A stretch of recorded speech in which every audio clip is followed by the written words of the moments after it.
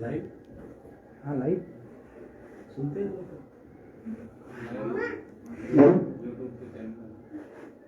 जय गुरुदेव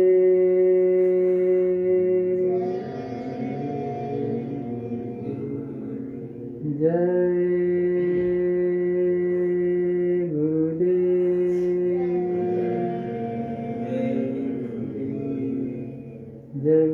नाम किसका? प्रभु का पावन नाम। सत्य गुरु सतनाम तुमको लाखों प्रणाम।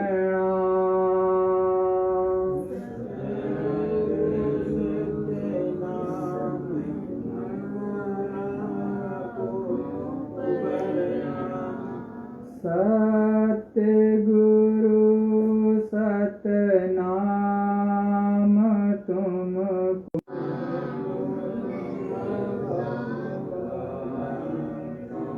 कोटिन सूरज चांद सितारे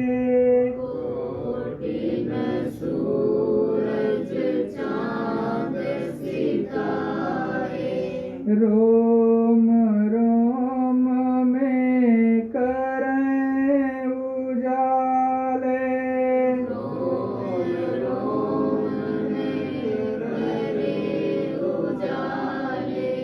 सत्य पुरुष करतार तुमको लाखों प्रणाम।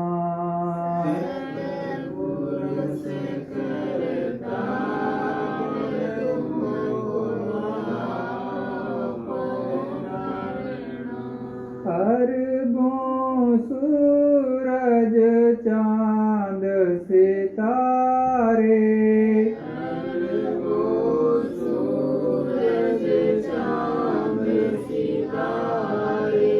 रोम रोम में करें उजाले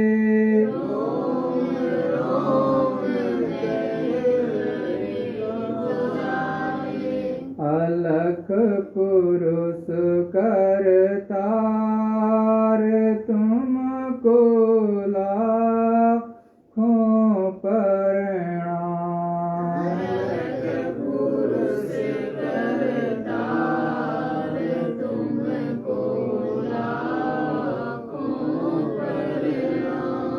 खरबों सूरज चांद सितारे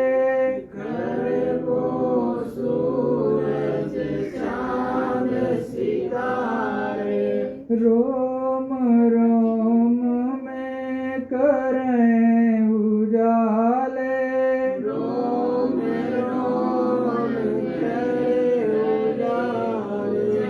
अगम पुरुष करतार तुमको लाखों प्रणाम।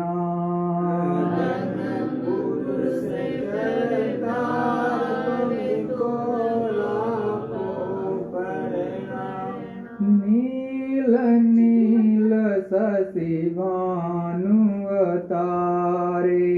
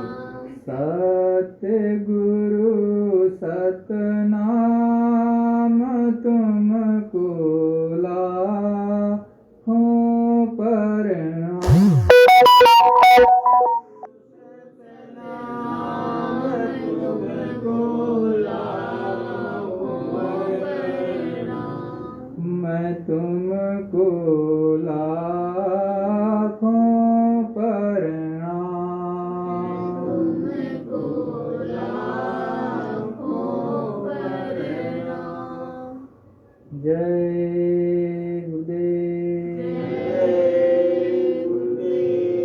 सर्वत्र विराजमान परम पूज्य स्वामी जी महाराज के चरणों में मेरा कोटि प्रणाम। यहाँ पर उपस्थित समस्त प्रेमी भाई बहनों से मेरा सादर जय गुरुदेव। प्रेमियों, उस मालिक की जब असीम दया कृपा जीवों पर बरसती है, तब सद्गुरु दयाल ऐसा शुभ क्षण, ऐसी शुभ घड़ी जीवन में लाता है कि सत्संग सुनने को मिलता है। सत्संग सच्चा मिले ये बड़ा ही दुर्लभ है। उस मालिक की विशेष दया और कृपा जब होती है, तब जाकर के सत्संग सुनने को मिलता है। इसीलिए कहते हैं, सत्संग जल जो कोई पावे, मैलाई सब कट कटी जावे।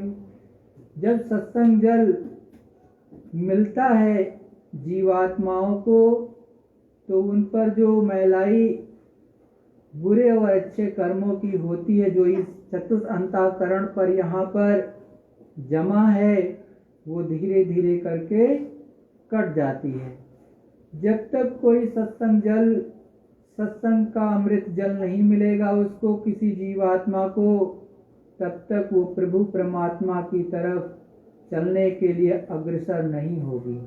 वो केवल इस दुनिया के बारे में ही सोचेगी और यहीं पर वो सोचेगी कि सारा का सारा संसार ही सब कुछ है। लेकिन हमको आपको सोचना पड़ेगा कि हम आप इस धरा मंडल पर, इस पृथ्वी पर खाली हाथ आए हैं और खाली ही हाथ चले जाएंगे। हमारे आप को इस संसार से एक न एक दिन जाना पड़ेगा।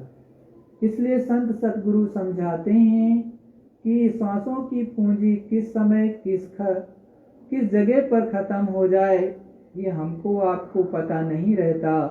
वैसे जो सत्संगी मालिक को समर्पित रहते हैं, गुरु महाराज को समर्पित रहते हैं, सच्चा सुमिरन, सच्चा ध्यान, सच्चा भजन मन लगाकर करते हैं, उनकी दिव्य दृष्टि, थर्ड आई, ज्ञान चक्षु खुल जाता है। गुरु महाराज की विशेष दया होती है उन जीवों पर।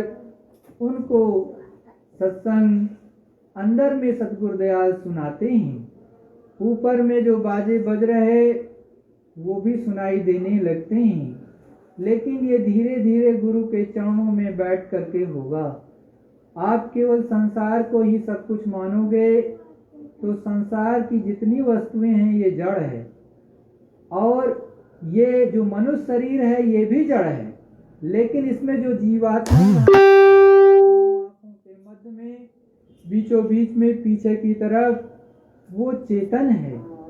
तो चेतन जब तक इस मनुष्य शरीर में, इस नाके पर यहाँ पर बैठी है, तब तक तो ये शरीर हमारा आपका चलता है, बोलेगा, बातें करेगा एक दूसरे से, एक जगह से दूसरे स्थान पर चले जाओगे, किसी से मिल भी आओगे।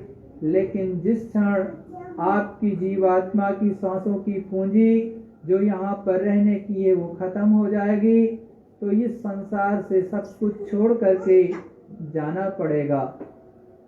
तो इसीलिए सद्गुरु दयाल, अपने गुरु जी महाराज सद्गुरु दयाल समझाते हैं कि सच्चा सुमिरन करो, जिससे ये जीवात्मा जाग जाए। और जब जाग जाएगी तो आपके अंदर में जगमग जगमग हमेशा उजाला रहता है।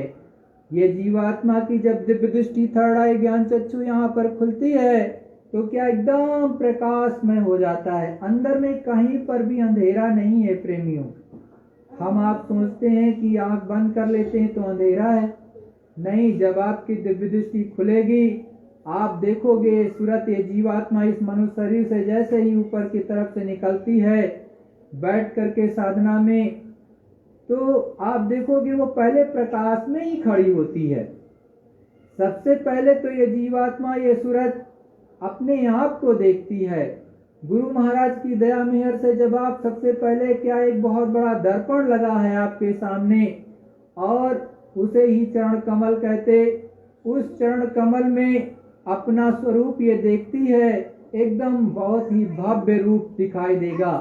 आप जैसे यहाँ पर दिखाई दे रहे हो, आपके मान लिया शरीर इतना अच्छा नहीं है, दुबले पतले हो, लेकिन उसमें एकदम शरीर आपका भरा हुआ दिखाई देगा, एकदम भव्य रूप होगा, चमकता हुआ रूप होगा और उसको आप अपने आप को ही देखोगे।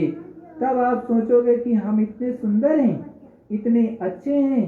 तो जब आप अपने को देख लेते हो तब जाकर के ये उस प्रभु परमात्मा को देखने की शक्ति आती है। जब तक कोई अपने आप को नहीं देखेगा, आत्म साक्षात्कार नहीं करेगा, तब तक उस प्रभु परमात्मा को नहीं देख सकता है। इसीलिए सद्गुरुदयाल समझाते हैं कि सतगुरु के जो भी वचन होते हैं एक एक उसको समझना चाहिए।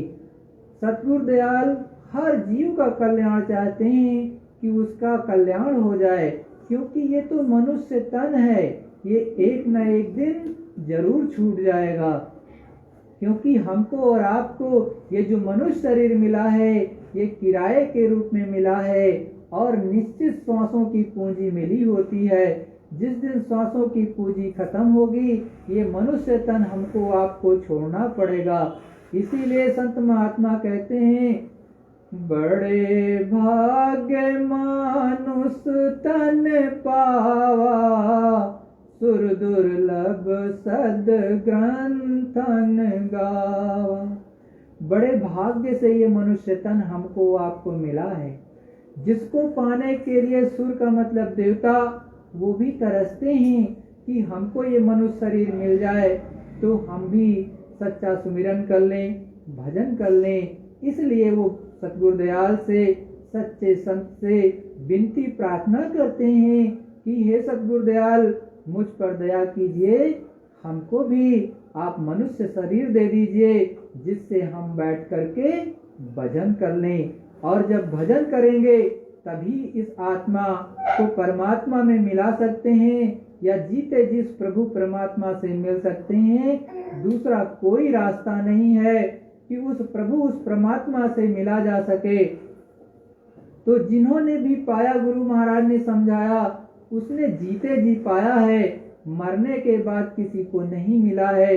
तो इसीलिए सद्गुरुदयाल समझाते हैं, जितने साधक होते हैं जो धरा मंडल पर रहते हैं, गुरु की आज्ञा का पालन करके उस मालिक की दया दृष्टि को प्राप्त करते हैं, उनको दिखाई देता है, सुनाई देता है, तो वो सभी बताएंगे कि हमको प्रभु परमात्मा मिला, हमको दिखाई दिया, हमको भी वो मालिक मिलने लगे, उसके दर्शन होने लगे। तभी तो मीरा जी कहती हैं, ना मैं नैहर ना मैं पीहर, ना पिया जी मेरे पास, मीरा ने गोविंद मिलो जब संत मिल्या रैदास। मीरा जी बड़े साफ शब्दों में कहती हैं कि ना मुझे वो मालिक इधर मिला ना उधर मिला, ना तो नैहर में ना पीहर में, ना इस संसार में इधर उधर भटकी, लेकिन मुझे वो मालिक वो प्रभु परमात्मा नहीं मिला। हमको वो प्रभु परमात्मा तब मिला जब संत रैदास जी आए और हमको मिले और हमको सच्चा नाम दान, सच्ची वो नाम की सुखदानी दी। उस नाम धन को, नाम रतन धन को पाया, तब मेरी ये दिव्य दृष्टि, ये मेरी थर्ड आई खुली, तब मैं ऊपर चली गई, बहुत ऊपर आकाश मंडल में, गगन मंडल में, और वहां जाकर के मैं अपने गोविंद से मिली। और तब गोविंद कहते हैं अनामी महाप्रभु को, ये नहीं आप कृष्ण भगवान से उनको जोड़ दो, अनामी महाप्रभु को गोविंद कहते हैं। उनसे जाकर के वो जाकर के मिली, तब उनके अंदर की तड़प, तब उनके अंदर की पीर बुझी, उससे पहले नहीं। क्योंकि ये संसार तो उनको मार देना चाहता था, उनको जला देना चाहता था। इतने दुख में भी उन्होंने उस मालिक, उस पिया को, प्रभु को प्राप्त कर लिया। सच्चा मालिक आपका तो वही है, इस संसार में कोई भी आपका सच्चा नहीं है। जो भी आपको सच यहाँ पर दिखाई देता है कि ये मेरा सच्चा है, ये जितने नाते रिश्ते हैं वास्तव में ये झूठे हैं। ये संसार में एक तरह से कर्म कर्जे के आधार पर हैं। ये एक न एक दिन सब टूट जाते हैं। इसीलिए गुरु महाराज समझाते हैं कि सब लोग सुमिरन ध्यान भजन करो और गगन मंडल में अपने पिया के घर, अपने मालिक के घर पहुंचो, जिसको आप बहुत पहले वहां से आए हो और धीरे धीरे करके भूल गए हो। तो अनामी महाप्रभु ने आपको यहाँ पर एक तरह से सेवा भाव में आकर के दान में दे दिया। आपकी जीवात्मा को किसको दे दिया है? निरंजन भगवान को दिया है, 3 लोकों के मालिक को दे दिया है। और उन्होंने जो है मसाला बना करके 5 पंच तत्वों का जो है ये शरीर बना दिया और इसी में जीवात्मा बैठा दी। और पहले गुरु महाराज ने समझाया कि यहाँ पर विश्व में कोई भी दूसरा प्राणी नहीं था, न ही कोई पेड़ थे, न पालो थे, न पशु थे, न पक्षी थे, केवल और केवल इंसान थे। मतलब उसको इंसान के रूप में उतारा और पूरी तरह से उसकी दिव्य दृष्टि, थर्ड आई ज्ञान चक्षु खुली थी और वो हमेशा उस मालिक का ध्यान और भजन, मतलब यहाँ से ध्यान करती रहती थी और उसका दर्शन दीदार हमेशा करती रहती थी। इसीलिए कहते हैं सतयुग योगी सब ज्ञानी, करिहर ध्यान तरई भव प्राणी। सभी जन्मजात, चाहे छोटा सा बच्चा भी जन्म लेता था, उसकी दिव्य दृष्टि, थर्ड आई ज्ञान चक्षु खुली रहती थी। उस प्रभु परमात्मा का हमेशा वो दर्शन दीदार करता रहता था। और जब जन्म लेता था यहाँ, तब भी यहाँ पर उसकी दिव्य दृष्टि खुली, बड़ा होता था तब भी उसकी दिव्य दृष्टि खुली। तो वो ऊपर मालिक के यहाँ आता और जाता रहता था, वहाँ का आनंद बराबर लेता रहता था और वहाँ से फिर चला आता था यहाँ, फिर ऊपर चला गया, 1 सेकंड में ऊपर, 1 सेकंड में नीचे। तो इस तरह का खेल है उस मालिक का।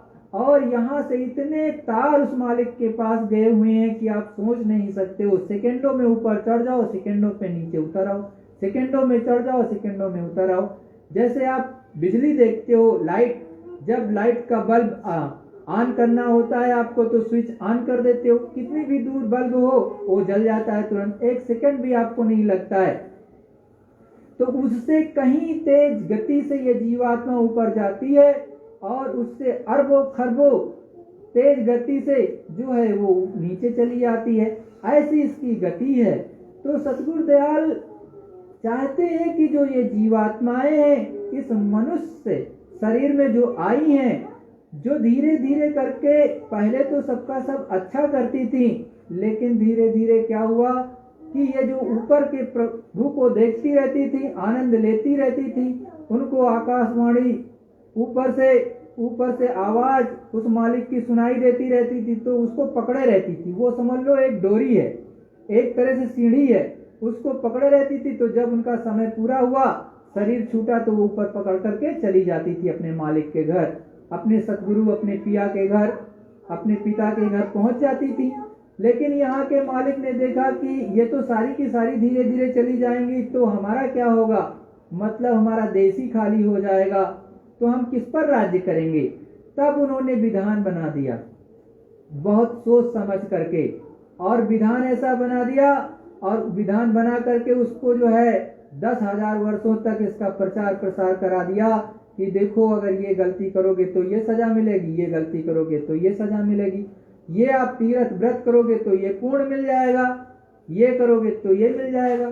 तो उन्होंने कर्मकांड में फंसा दिया। इसी को जो है कहते हैं वेद।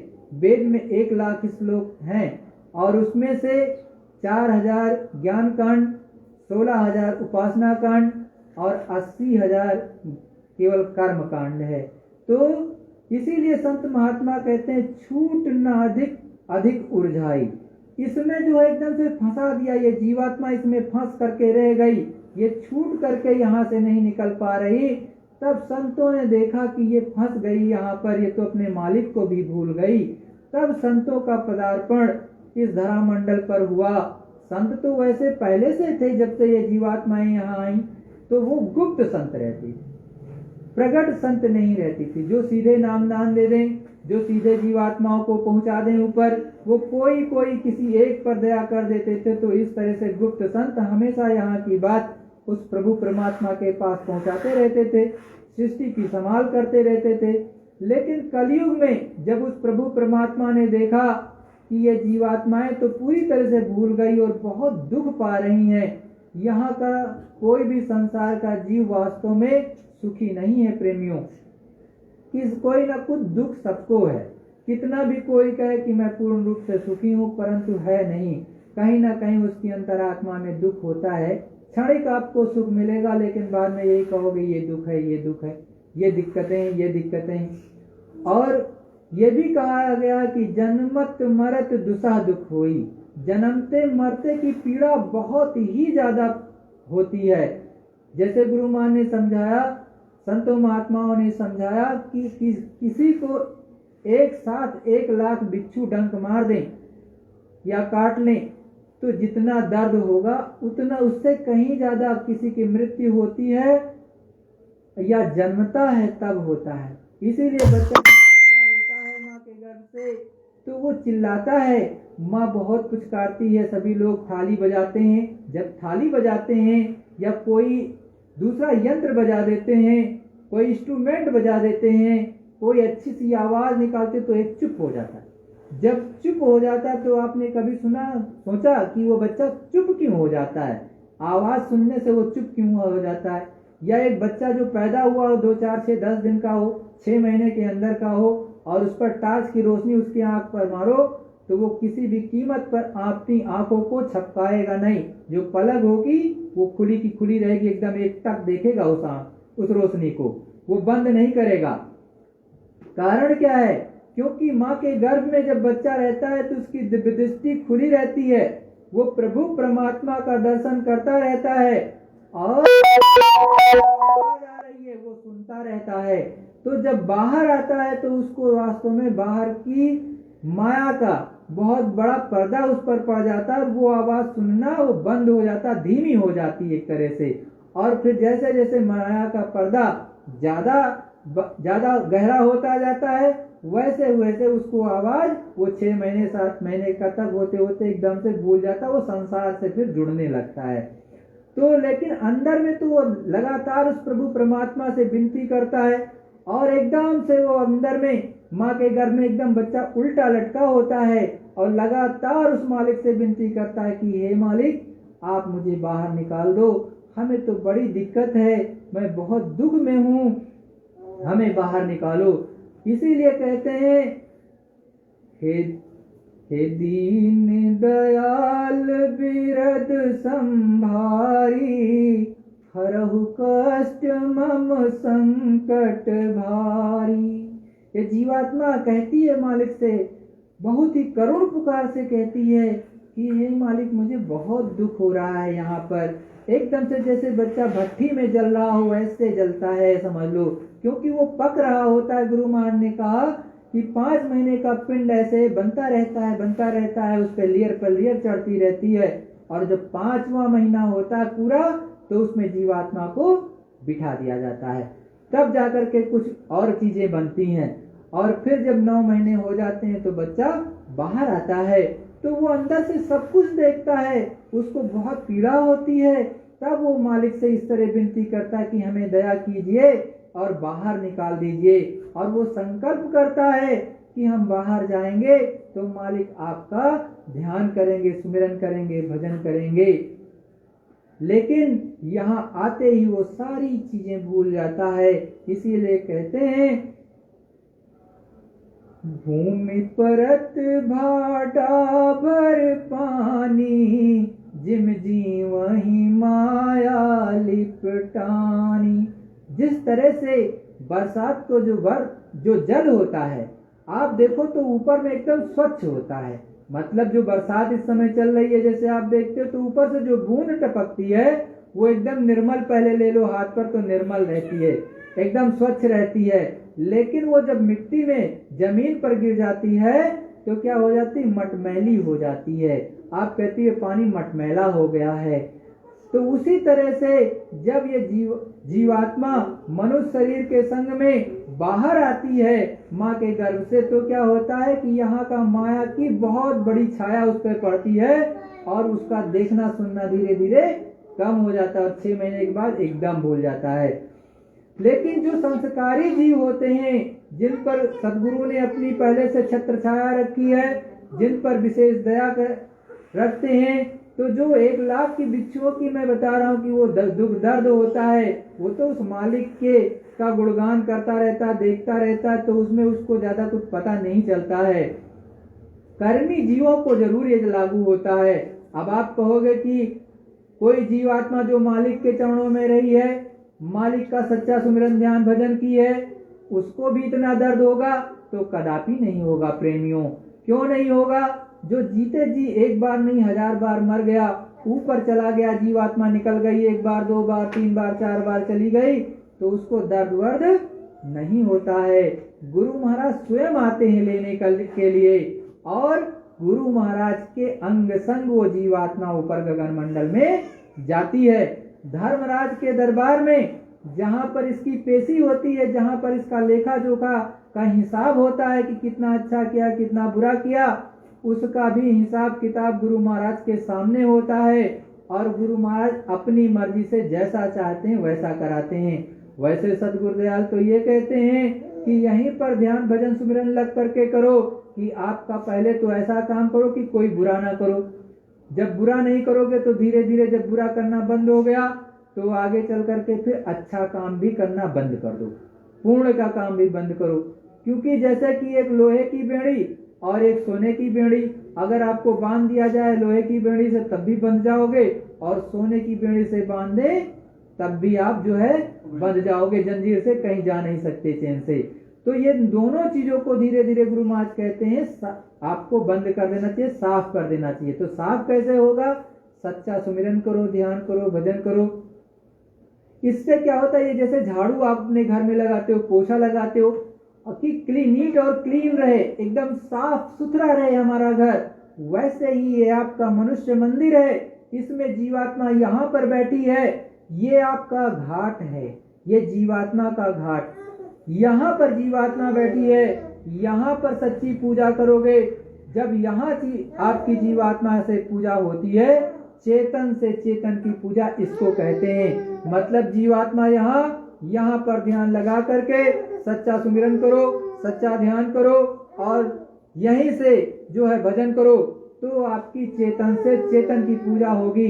जब चेतन से चेतन की पूजा करो, अब चेतन से चेतन की क्या बात है यहाँ पर कि जीवात्मा आपकी चेतन है, ये मनुष्य शरीर नहीं। ये मनुष्य शरीर फिर कहोगे कि ये तो चेतन है, अभी चल रहा है, हाथ हिला रहे हैं, डोल रहा है, जैसे मैं बोल भी रहा हूँ। आप कहोगे हाथ भी हिला रहे हो, सत्संग भी सुना रहे हो, तो ये चेतन कैसे? आप तो इसको जड़ बता रहे हो। वास्तव में क्या होता है, ये जो जीवात्मा यहाँ बैठी है, इसका प्रकाश जो हमारे शरीर में गया है, पूरे शरीर में फैला हुआ है। यहाँ से आपका कई चक्र हैं, जैसे कंठ चक्र, फिर आपका हृदय चक्र, नाभि चक्र, फिर जो है नीचे जो है मणिपूरक चक्र, फिर गुदा चक्र, तो स्वादिष्ठा चक्र।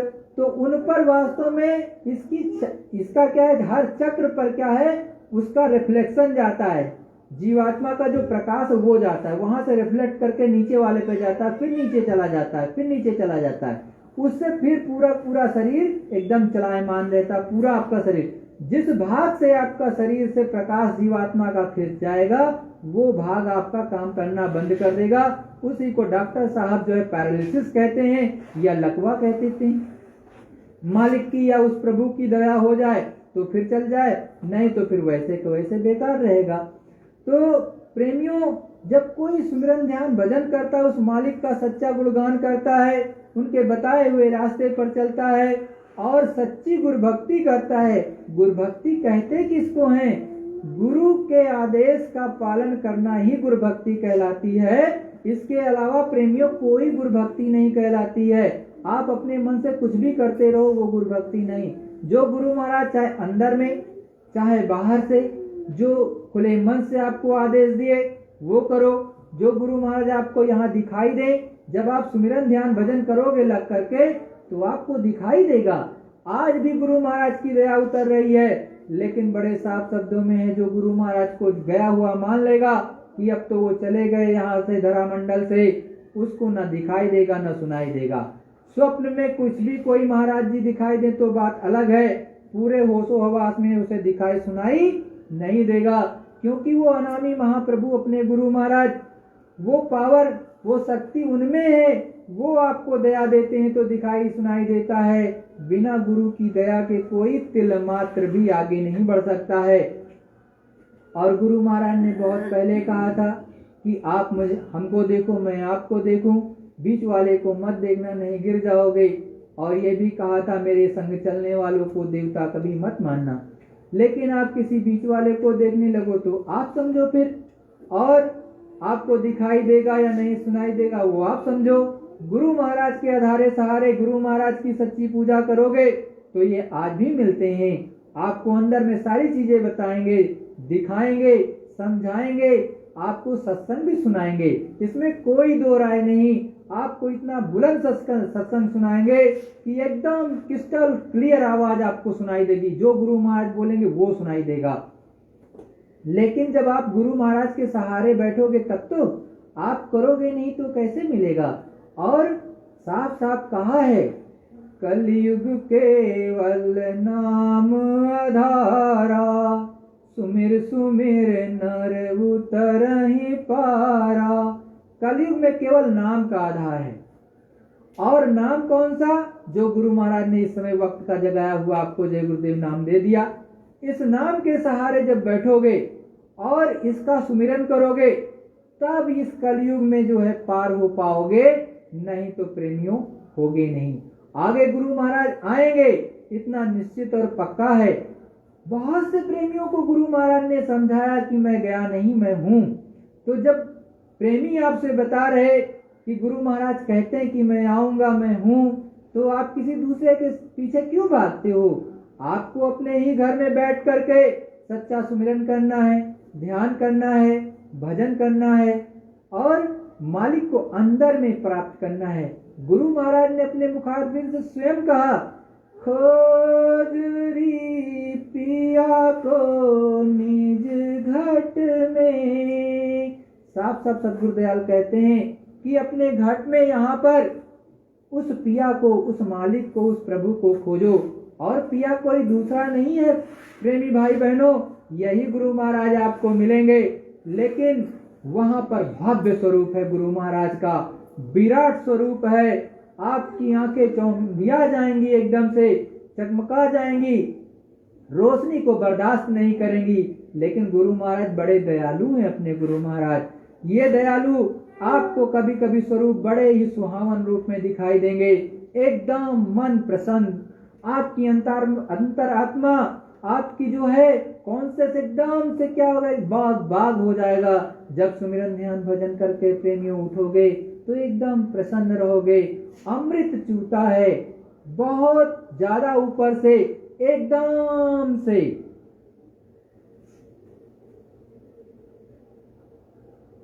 जब सूरत ये जीवात्मा ऊपर के उस आनंद को प्राप्त करने लगती है जो शब्द के रूप में आता है, तो क्या होता है, ये मन धीरे धीरे धीरे धीरे करके एकदम शांत होने लगता है। जो आप लोग कहते हो कि मन नहीं रुकता है, मन एकदम शांत हो जाएगा, एकदम स्थिर हो जाएगा। जब आपको वो शब्द सुनने को मिलेगा, गुरु महाराज की दया उतरने लगेगी, तो क्या होगा, एकदम चुप, एकदम चुप हो जाएगा।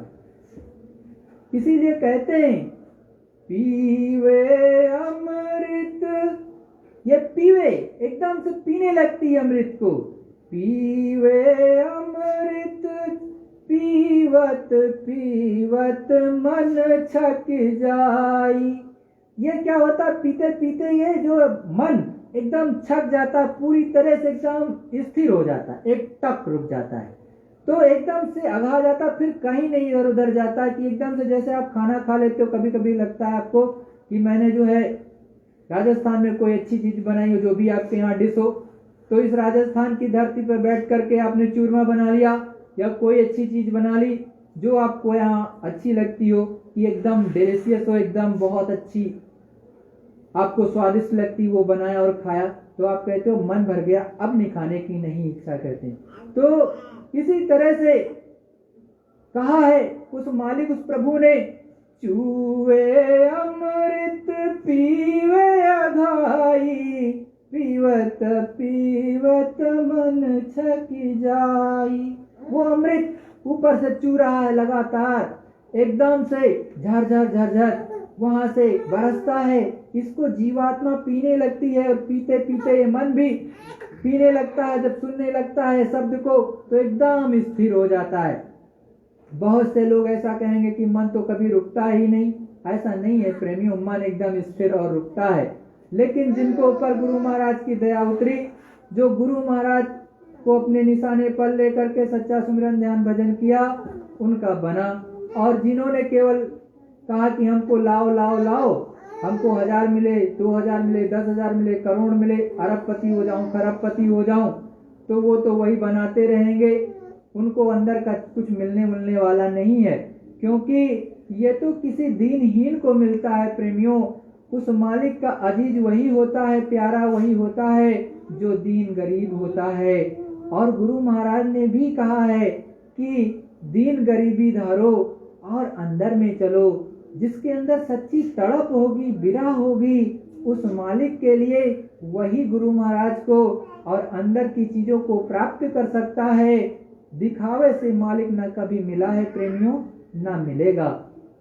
इसीलिए गुरु महाराज ने समझाया, हंस हंस कंत न पाया, जिन पाया तिन रोय। जिन्होंने भी पाया है उस मालिक को, उस पिया को, उस प्रभु को, वो केवल हंस हंस के नहीं पाया है, रो रो करके पाया है। उस मालिक के लिए 2 आंसू तो बहाओ। 2 बूंद अगर आंसू गिरेंगे तो उस मालिक की गोद में गिरेंगे और आपका मन भी रुक जाएगा और आपकी सूरज चढ़ जाएगी गगन मंडल में। सेकंडों में चढ़ जाओगे प्रेमियों, आनंद के सागर में आने और जाने लगोगे। फिर आप जो है ये संसार का जो आप दुखी रहते हो, ये धीरे धीरे कम हो जाएगा, शांत हो जाए, एकदम खत्म हो जाएगा। और गुरु महाराज आपका ये संसार वाला भी काम बना देंगे। जिसका अंदर वाला बनने लगेगा उसका बाहर वाला भी गुरु महाराज बना देते हैं। वो भी देखते हैं इस बच्चे का ये काम नहीं है, आप तो ये जानते ही नहीं हो। बहुत बार आपका काम गुरु महाराज स्वयं कर देते हैं।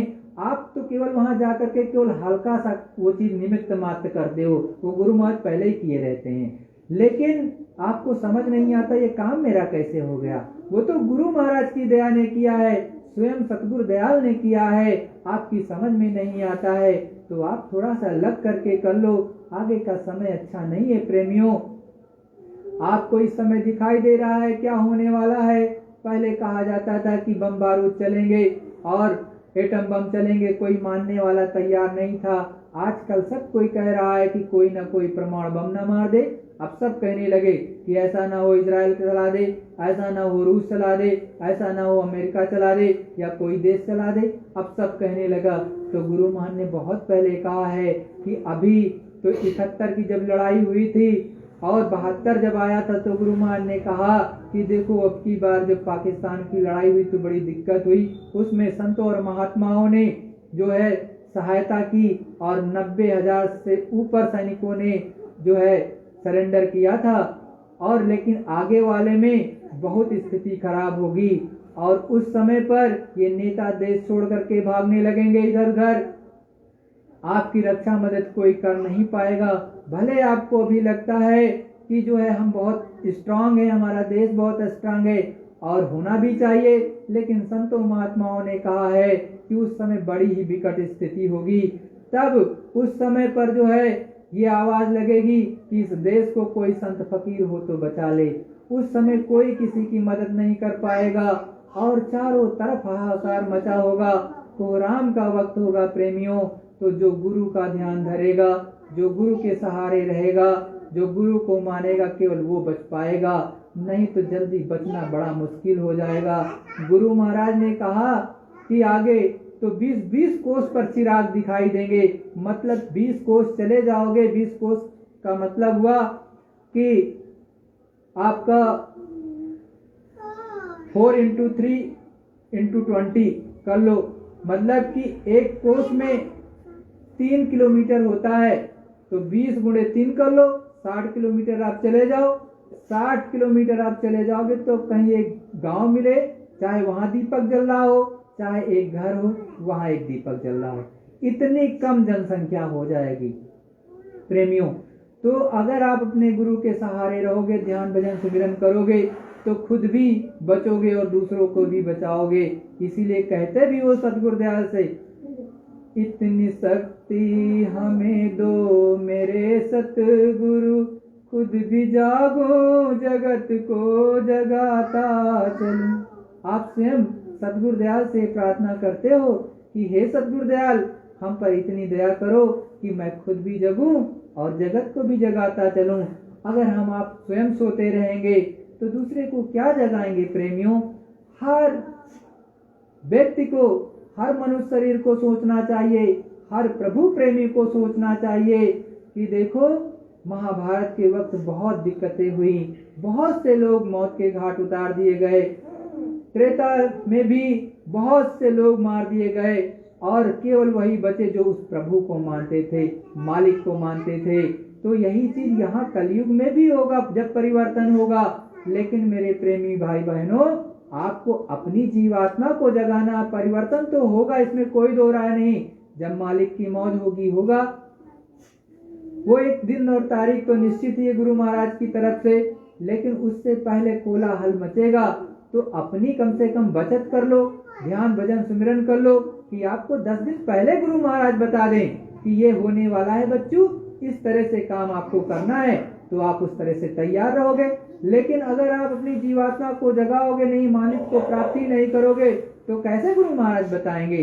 तो हमारी आपसे विनती और प्रार्थना कि अपने आप को जगाओ। इसीलिए सद्गुरुदयाल समझाते हुए बताते हैं, घुमड़ घुमड़ गर जई घन घोरा, बाजे ताल मृदंग अनूपा। घुमड़ घुमड़ करके बादलों की गड़गड़ाहट आवाज होती है और ताल और मृदंग बजता है अंदर में, वो आपको सुनाई देने लगेगा। एकदम अनूप है, जिसका वर्णन नहीं हो सकता, बहुत आनंदमय है। ऐसी आवाज आपको सुनाई देने लगेगा इसी घट के अंदर, और इस घट के अंदर ही अमृत की खान खुली है। कहीं बाहर नहीं खोजना है प्रेमियों। लेकिन आप बाहर में सोचते हो कि यहाँ मिल जाएगा, वहां मिल जाएगा, तो यहाँ वहां नहीं मिलेगा, अंदर में। और देखो प्रेमियों, गुरु महाराज से विनती प्रार्थना करके जब बैठोगे साधना में, जब आपकी बनने लगेगी तो आप बहुत कुछ पूछ सकते हो। जब गुरु महाराज अंदर में आने लगेंगे, आपसे बातें करने लगेंगे, तो आप पूछ लेना कि हम ये चीज भी जानना चाहते हैं, हम ये चीज भी जानना चाहते हैं। तो गुरु महाराज की मौज होगी तो आपको बता देंगे कि हमने ये क्या और किस मौज से किया है। सब बातें तो गुरु महाराज नहीं बताते हैं, बहुत सी चीजें गूढ़ रहती हैं, वो गूढ़ ही रहेंगी, लेकिन बहुत सी चीजें आपको बताएंगे भी। ऐसा नहीं है कि बताते नहीं। मुझे जो गुरु महाराज की दया मेहर से पता है, गुरु महाराज अंदर में बहुत सी चीजें खोल खोल करके बता देते हैं, लेकिन उसके लायक बनोगे प्रेमियों तब तो। अगर लायक ही नहीं बनोगे तो कैसे काम चलेगा। तो धीरे धीरे आप इधर की तरफ चलो। और दुख तकलीफ प्रेमियों सब पर आती है, ऐसा मत समझो कि किसी पर नहीं आती है। हमारे पर भी आएगी, आप पर भी आएगी, लेकिन हर स्थिति में प्रेमियों, भाई बहनों, अपने सुमिरन ध्यान भजन को मत छोड़ो, क्योंकि यही आपका केवल आधार है जो डूबती हुई नैया का खेवैया बन सकता है। यही आपको पार ले जाएगा। और गुरु महाराज तो पतवार संभाले ही हैं। हमको आपको केवल एक कदम आगे बढ़ाने की जरूरत है, लेकिन हम आप एक कदम आगे नहीं बढ़ाएंगे प्रेमियों, तो आगे कैसे बनेगा काम। फिर हमें जन्म लेना पड़ेगा। गुरु महाराज ने कहा है कि आपको मनुष्य शरीर मिलेगा, बहुत बुरा कर्म नहीं करोगे तो सद्गुरु दयाल की दया से आपको मनुष्य शरीर मिल जाएगा। लेकिन कोई बुरा कर्म करेगा तो उसको दंड भी मिलेगा और 84 में भी जाएगा। लेकिन कोई सच्चा गुरु भक्त है और मालिक को मानता रहा, मालिक के वचनों पर चलता रहा, तो वो नर्क तो नहीं जा सकता, ना ही वो 84 में जाएगा। मनुष्य शरीर का तो उसको मिल जाएगा, गुरु महाराज ने कहा। और उसको संत महात्मा भी तुरंत मिल जाएंगे। मतलब पूरी चीज तैयार होगी और वो तुरंत ही ध्यान भजन सुमिरन भी करने लगेगा। तो प्रेमियों, जब चढ़ाई होती है तो हमेशा ध्यान दो कि हम थोड़ा सा रुके, हमारा शरीर रुके और चुपचाप बैठ जाओ, एकाग्रचित्त होकर के बैठो और धीरे धीरे करके साधना में लगो। तो जब एकाग्रचित्त हो गए, जैसे आप शांत में ही बैठे रहते हो, जैसे बहनें बैठी रहती कुछ नहीं कर रहे, चुपचाप बैठ गए, तो कुछ ना सोचो, गुरु महाराज के बारे में ही सोचो, गुरु महाराज का नाम लो, गुरु महाराज के स्वरूप को याद करो और एक टक सामने देखो। अगर नहीं आपसे कुछ हो पा रहा, यही कर लो कुछ दिन। लेकिन नाम दान मिला है तो पूरी विधि से करो, जैसे गुरु महाराज ने बताया है। तो एक टक ऐसे बैठ गए और यहाँ पर ध्यान से देखो, सामने की तरफ देखो और अंदर में जय गुरुदेव नाम बोलते रहो। तो आप देखोगे अंदर में धीरे से पीछे की तरफ से आपको लगेगा ये जो पीछे आपकी रीढ़ की हड्डी है और एकदम बीचों बीच वाला मेरुदंड है, यहाँ से आप देखोगे पीछे की तरफ से धीरे धीरे धीरे धीरे कुछ उठ रहा है, हल्का से ऊपर उठा और आप अगर हिल डुल गए होगे तो छूट गया, नीचे चला गया, फिर चढ़ेगा, एकाग्रचित होगे तो फिर ऊपर चढ़ता नजर आएगा, फिर छूट जाएगा। तो ये क्या है, आपकी जीवात्मा है जो प्रकाश ऊपर की तरफ सिमट रहा है, तब आपको ऐसा लग रहा है।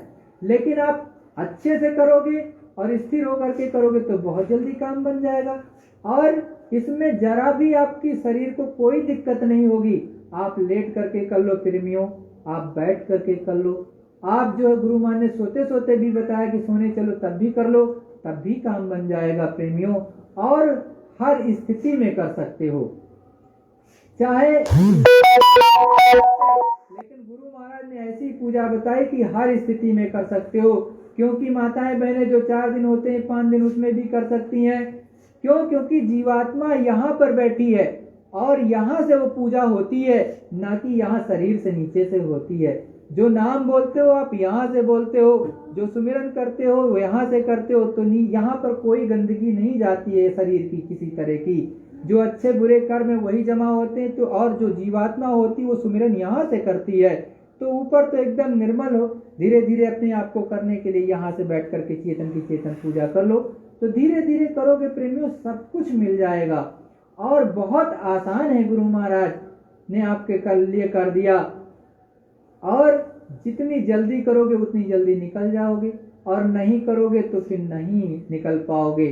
फिर आपको दूसरे जन्म में करना पड़ेगा, तीसरे जन्म में करना पड़ेगा, चौथे जन्म में, तो इससे क्या फायदा निकलेगा।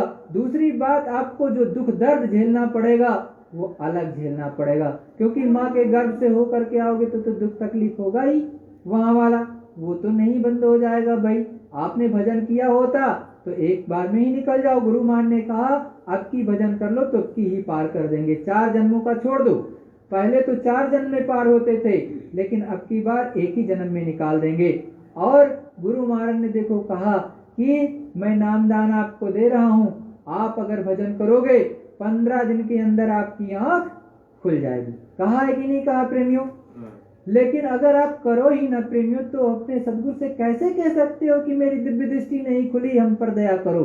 जब आप करोगे ही नहीं तो मालिक से कैसे कह सकते हो? आप करो, अगर फिर भी दया नहीं मिल रही तब गुरु महाराज से कहो, गुरु महाराज दया उतारने लगेंगे। लेकिन विधि पूर्वक कहोगे, जैसे कहा है वैसे करोगे तो वो मालिक देने लगेंगे और आपको प्राप्ति होने लगेगी। और नहीं तो फिर दूसरों के पीछे आप दौड़ना है तो दौड़ते रहो, हमें नहीं लगता है दूसरे से मिलेगा, ना हमें मालूम है तो इन्हीं परम पूज्य स्वामी जी महाराज से, अपने गुरु महाराज से सब कुछ मिल जाएगा। और ये दोनों हाथों से लुटाते हैं, लेना चाहो तो लूट लो और ना लेना चाहो प्रेमियों तो आपकी मर्जी।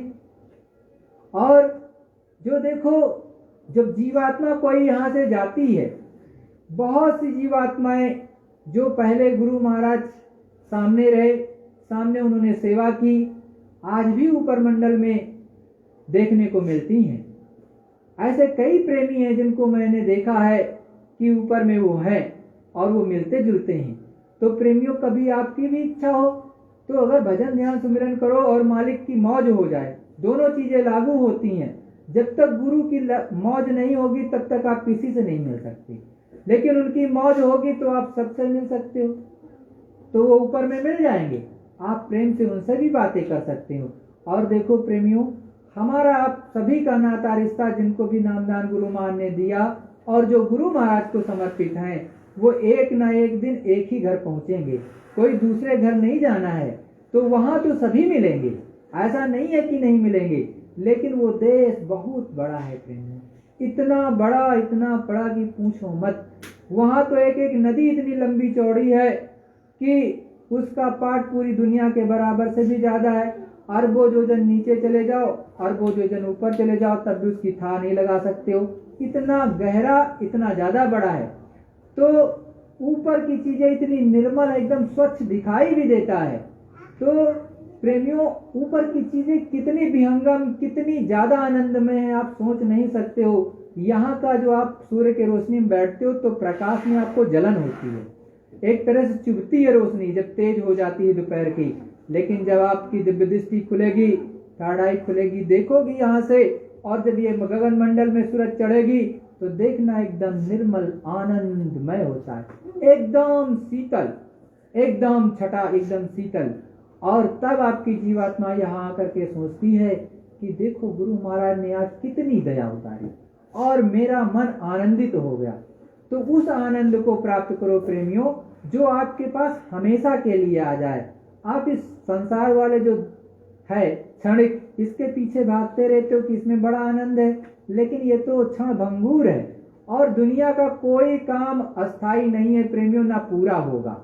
गुरु महाराज ने कहा तुम ये सोचते हो कि ये काम पूरा हो जाए तब भजन करेंगे, दूसरा सोचते हो ये पूरा हो जाए तब भजन करेंगे, लेकिन ये काम एक पूरा होगा तब तक दूसरा आ जाएगा, दूसरा जब तक पूरा करोगे तीसरा आ जाएगा, ये कभी पूरा होने ही वाला नहीं।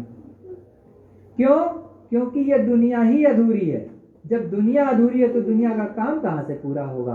तो और इसी के बीच में आपको जाने का समय हो जाएगा, तो भजन कब करोगे? तो इसीलिए गुरु महाराज कहते हैं प्रेमियों कि दिन प्रतिदिन भजन करो और उस मालिक से जो आप चाहते हो सब मिल जाएगा, इसमें कोई दो राय नहीं।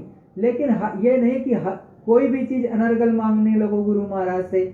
ऐसी चीज मांगी जाती है जो हमेशा स्थिर रहे, अस्थाई रहे, हमेशा हमेशा के लिए मालिक से वो चीज मांगनी चाहिए कि हे मालिक मेरी जीवात्मा का आत्म कल्याण कर दीजिए, मेरा कल्याण कर दीजिए, सदा सदा के लिए मैं मुक्त हो जाऊं, मैं परम धाम पा जाऊं, आपके देश में पहुंच जाऊं, हमेशा हमेशा के लिए आनंद के सागर में पहुंच जाऊं, ये चीज मांगनी चाहिए। और रही बात दुनिया की, तो गुरु महाराज जब आपको दुख तकलीफ में देखेंगे तो खुद ही कर देंगे। ये किए दे रहा हूं, जहां आप थोड़ा सा प्रयत्न करोगे वहां ऑटोमेटिक वो हो जाएगा, आपका काम हो जाएगा। तो ऐसे ही करो प्रेमियों, तो सब कुछ हो जाएगा और धीरे धीरे आपका काम बनने लगेगा।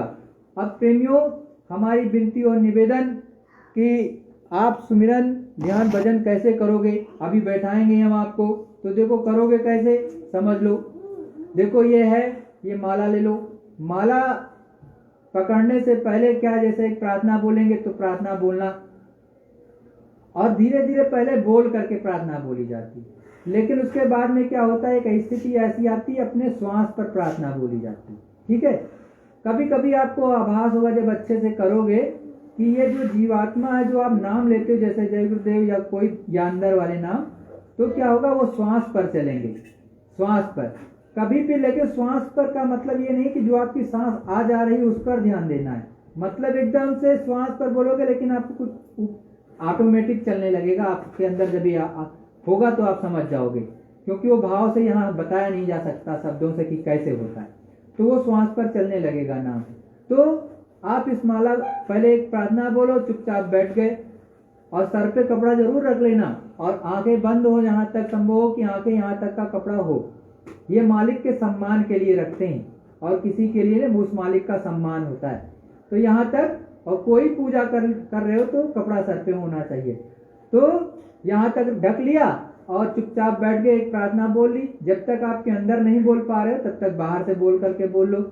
और गुरु महाराज के स्वरूप को जरूर देख लिया करो, इसलिए क्योंकि मन रुकता नहीं है आपका, भाग जाएगा तो फायदा ही क्या है। तो गुरु महाराज के स्वरूप का देख लो, एक तक देखो, फिर बैठ जाओ, एक प्रार्थना बोली। प्रार्थना बोलने के बाद फिर क्या करो कि फिर इस तरह से करना, मैं भी आपको करवाऊंगा भी। जय गुरुदेव। हे गुरु महाराज, मुझसे जाने अनजाने में कोई गलती हुई हो तो माफ कर दो। हे मालिक, बुद्धि चित्त इन सब को रोक दो पूर्ण रूप से। दया करो, मुझे अनुभव कराओ और मेरी दिव्य दृष्टि को खोल दीजिए। इस तरह से विनती करो। उसके बाद में देखो ये माला है, मन का पहली पकड़ लो और गुरु महाराज के स्वरूप, गुरु महाराज का नाम बोलो। और जो गुरु महाराज ने आपको नामदान के वक्त जो नामदान दिया था, तो जो स्वरूप था वो अगर याद है तो वो स्वरूप याद करो, और नहीं तो भाई जो भी आपके यहाँ गुरु महाराज की स्वरूप याद लगा रखे हो उसको देख लो। वो जड़ है वास्तव में, लेकिन उससे आपका थोड़ा बहुत तो फायदा होगा। तो अंदर में जब भव्य रूप प्रकट होगा गुरु महाराज का तो आपको याद आने लगेगा, लेकिन जब तक नहीं तब तक ये आधार आपका बनेगा। तो आप इसको ध्यान से देख लिया करो और गुरु महाराज के स्वरूप को जब जय गुरुदेव नाम बोलो, गुरु महाराज के स्वरूप का याद करके कहा करो आपको कोटि बार प्रणाम। जैसे जय गुरुदेव, हे अनामी पुरस्कर्ता मेरे गुरु महाराज, आपको कोटि बार प्रणाम, ऐसे अंदर में बोलना। इसी तरह से फिर जब पहले स्थान का धनी का नाम लो, जो आपको भी मतलब कि समझाया था, जिनको नामदानी है ये नाम है, वो नाम लो और को आपको कोटि बार प्रणाम। फिर दूसरे धनी का नाम लो, उनके स्वरूप को याद करो, आपको कोटि बार प्रणाम। फिर तीसरे धनी का नाम लो, उनके स्वरूप को याद करो, आपको कोटि बार प्रणाम। फिर चौथे धनी का नाम लो, उनके स्वरूप को याद करो, आपको कोटि बार प्रणाम। फिर अंत में जो अंतिम नाम है वो नाम लो और आपको उनके स्वरूप का ध्यान करो, आपको कोटि बार प्रणाम। अब क्या करो, अब आपका ये इसको कहते हैं दृष्टि प्रणाम, किसी को गुरु महाराज दृष्टि प्रणाम कहते हैं। अब क्या करो, अब आपकी ये पहली मन का है, ये मन का पकड़ो। अब आगे की तरफ इसको मन का पकड़ोगे, जय गुरुदेव अंदर में बोलना रहता है, जीभ नहीं हिलती है, अंतर आत्मा में बोलते हैं जय गुरुदेव।